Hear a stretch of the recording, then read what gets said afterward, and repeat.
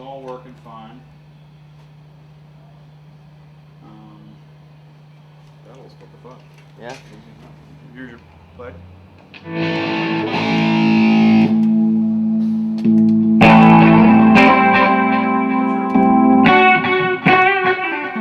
Pretty much a single path for it too. I felt that probably the boosting ought to go towards the end of the line so it doesn't pound the pedals. It just pounds the front end of the amp. Perfect. Makes more sense. Yeah. The other stuff comes up front though, so it's that's pretty much the way it's laid out. You know. Awesome. So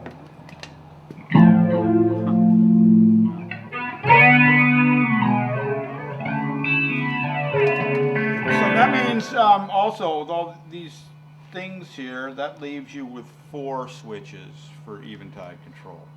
Okay. Because everything else is taken up by other functions. Yeah. From both these guys in series to the drive function. So that gives you these switches right here. They'll do eventide stuff for you. Perfect. You know, and those are just pre-assigned controller numbers 31 through 34. So as noted in the documentation too. So when you start programming that thing, those are going to be the numbers you're going to look for. Okay. To assign to different To things. do like the MIDI mapping stuff. Yeah, 31 to 34. This has store switch. Is running in store switch mode, meaning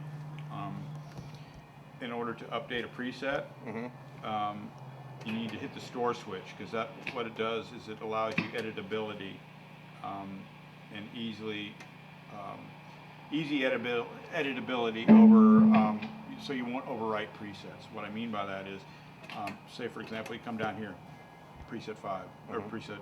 I gotta put a label on it. 7 and 8. I gotta put.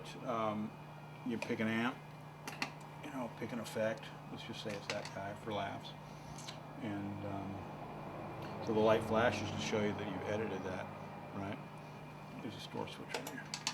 Because that way, you can always get right back to that by editing things, changing. You want to get right back to that. Normally, that would show you, if you were to hit that, you would store it. You'd store it, but you don't want to do that. That'll just get you back to the original preset. Oh, that's pretty cool. Smart. See what I mean? Yeah. Okay. So, it does mean that you have to think things through a little bit, kind of, to know what is going to be in your combinations, and hit the store button. You know. Okay. But it's a better way, I think, to work it than having it update. You know. So if I'm at that point, I know loop wise, I want to have X, Y, and Z on. I'll program that way. But then when it comes to MIDI mapping, say that it ended up being on preset number, I don't know, 5. What you have is you can send up to 4 program changes on 4 separate channels. Okay, you've got 3 devices, so you're covered. If you were used to use the Marshall, then I don't know how to put the Marshall on a different channel. I just knew that it would be listening on channel 1. Yeah, okay. I've seen these things before. So normally for me, I would have that be 1, 2, 3, just because they're in a row there. You know, 1, 2, 3, 4. I would have that guy on. So I'd have each guy listening on their own separate channels. So that'd be channel 1, 2, 3, 4. In this case, this isn't changing. I am changing this off of presets 1, 2, and 3 just to show you that the channel switching is working. Right. I would enable that now. You'll see it change now too. Say 1, 2, 3. Yeah.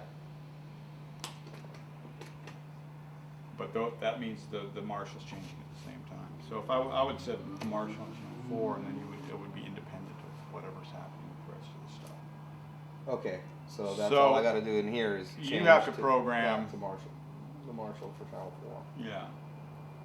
And I don't know exactly. There's probably some way to do that. It's kind of wacky. Usually, what I used to do when I was using the 2290 as the controller, you know, say the 2290 was on channel 5, and I wanted that to have,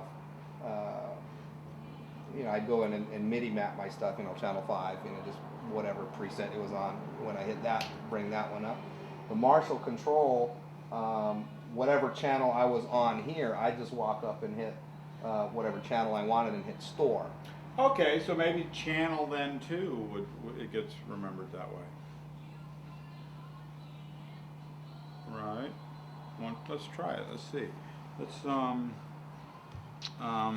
when you go in, you gotta start with bank 1. You've got with a double expanded artist chain, you've got 16 banks of 8 presets. Yeah. So you got to be in bank 1 to go into program. Oh, cool. It's 8. I thought it was 6. Yeah. So PC1 is what I'm sending the program changes on right now. Okay. You know, which is why you see that thing change too.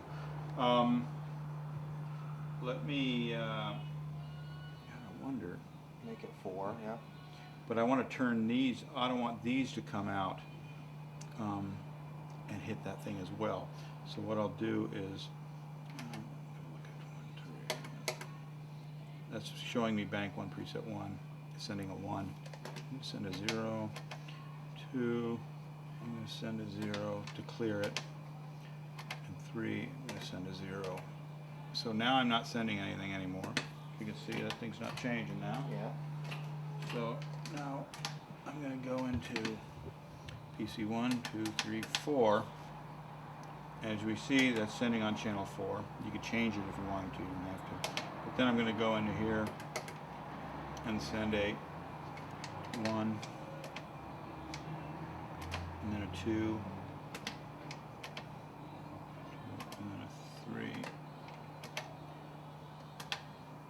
And now, if I go, oh, let's see if I see these, of course, aren't changing because they're not looking at.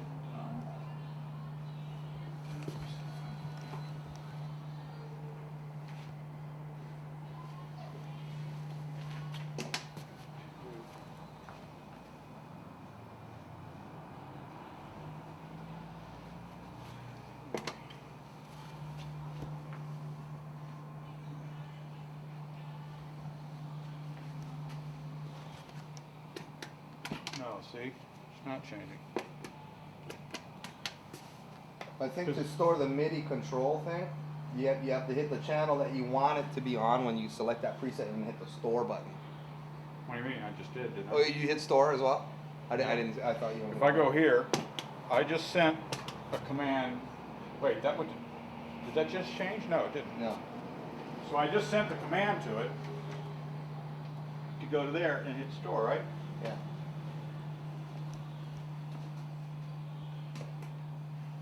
Now, I just sent the command just now.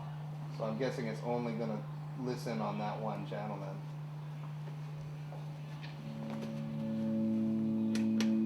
See, it's not changing. Now, if I go in here and I go, okay, let's go to PC4 and set it to channel 1.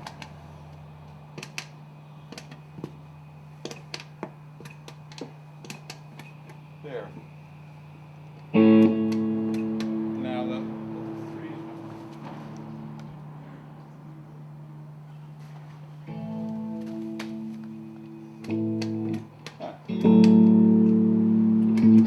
So it's only hearing MIDI channel 1? Yeah. Okay. So then that will have to stay MIDI channel 1 then.